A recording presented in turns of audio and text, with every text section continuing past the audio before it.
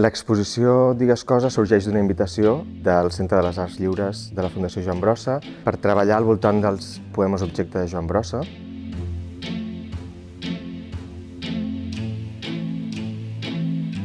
I el que hem fet, o el que farem al llarg d'aquests dues temporades, és a dir, entre el novembre de 2025 i el juny del 2027, serà treballar al voltant d'aquests objectes, però sempre posant-nos en relació amb altres artistes, generant diàlegs i ampliant també les maneres amb les que habitualment entenem o treballem o pensem en els objectes de Joan Brossa. Sempre és un diàleg 50-50, és a dir, hem intentat que hi hagi una tria o una selecció de peces que dialoguin de manera molt equitativa. També això el que ens permet és jugar amb aquesta espècie de confusió, que és molt brossiana, que d'alguna manera fan que l'atribució d'aquests objectes a vegades no sigui tan clara. És a dir, una peça que és de Brossa podria semblar que és d'un altre artista i a l'inversa, no? Crec que hi ha moltes capes, però crec que la capacitat de sorpresa és com... A mi em sembla que és un dels aspectes més bonics dels poemes objecte, la capacitat de sorpresa. Llavors em sembla que sí, el que passa amb la sorpresa amb Brossa és que si l'anuncies molt, deixa de funcionar, no? I aquest també és una mica el repte de l'exposició. Com ensenyar aquests objectes de manera que aquesta capacitat de sorpresa aparegui renovada d'alguna manera.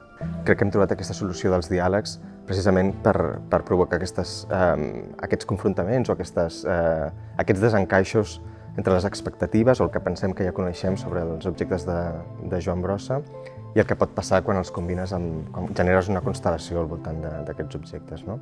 Hi ha alguns trets característics, per exemple, la senzillesa dels procediments tècnics a l'hora de composar aquests poemes o de generar aquests poemes, no? Són operacions molt severes, molt senzilles, d'unió, de tall, de combinació, però també de recontextualització. I això és un procediment, jo diria que és gairebé un procediment tècnic que arriba fins als nostres dies. Òbviament, amb diferents significats, i aquí està també la clau de l'exposició, com el treball amb l'objecte canvia i va evolucionant des de les primeres manifestacions o de les manifestacions de Joan Brossa, quan comença a treballar amb els poemes objecte, fins a la contemporaneitat.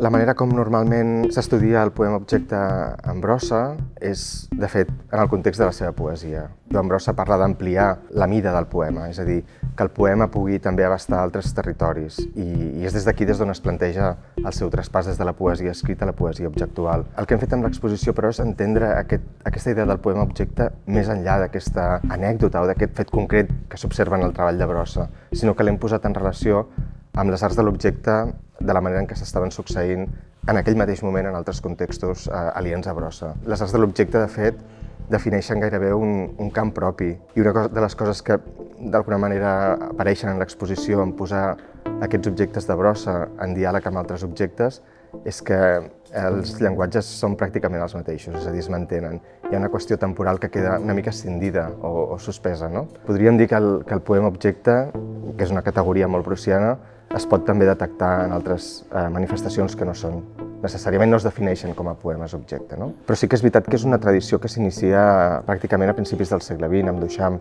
i jo crec que Joan Brossa és en molts sentits hereu d'aquest sorgiment del ready-made o més tard de l'objecte trouvé, no? És a dir, hi ha tota una tradició que la recull Brossa i que després s'amplia fins a època contemporània.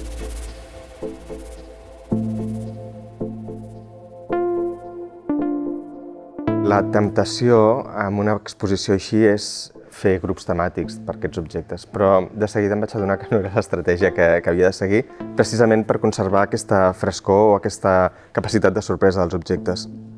Si fem una selecció d'objectes vinculats a l'humor, per exemple, o a l'antimilitarisme, ja sabem que anem a veure això i, per tant, estem tots dins d'una pauta de lectura ja des de l'inici de l'exposició. I després hi ha una idea que és important o ha sigut important per mi a l'hora de pensar en la tria dels objectes, que és la idea de l'argument subterrani. És una idea en la que crec que Brossa la va proposar en una entrevista que va realitzar coincidint amb la seva exposició a la Virreina. Ell parlava de l'argument subterrani com una espècie de via argumental que sempre està com unint tota la producció. I és el que em sembla que volíem fer aquí, volíem jugar amb aquests objectes, no volíem generar unes pautes de lectura molt rígides o una manera d'entendre'ls que fos molt acadèmica, no?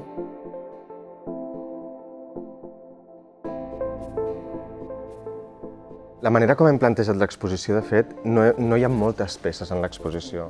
I això també està pensat, és a dir, el que volem és com confrontar la gent que pugui venir a l'exposició, confrontar-los molt directament amb l'objecte, no? I això crec que va dirigit també a una reconsideració de la manera com ens relacionem precisament amb la realitat material que tenim al voltant, o amb els objectes, i d'una manera molt diària. És a dir, la nostra relació amb els objectes és molt inconscient i és no és gairebé un acte reflex. Em sembla que és evident que hi ha una uniformització del consum. També ha canviat l'ús, és a dir, penso que els usos també s'han uniformitzat. I aquí també hi ha potser un tall més interessant, potser fins i tot que la idea de que tots comprem els mateixos objectes, la idea de com tots en fem els mateixos usos, no? I com aquests usos s'han anat com estandarditzant. Al llarg d'aquestes 2 temporades hi haurà 4 exposicions en total. No només exposicions, sinó que a més hi haurà puntualment algunes parts de l'exposició que passaran a fora del propi espai expositiu. Per mi és molt important, com a projecte de comissariat, generar textures dins del projecte. Ara és un projecte molt coral, el primer episodi o la primera variació d'aquesta exposició és molt coral, hi ha moltes veus, però pot ser que en una altra exposició en trobem moltes menys i que sigui una qüestió molt més, un diàleg entre Brossa i un altre artista, per exemple. Però sí, és important com generar textures dins del projecte perquè no es transformi també una vegada més en un sistema al voltant de l'objecte, no?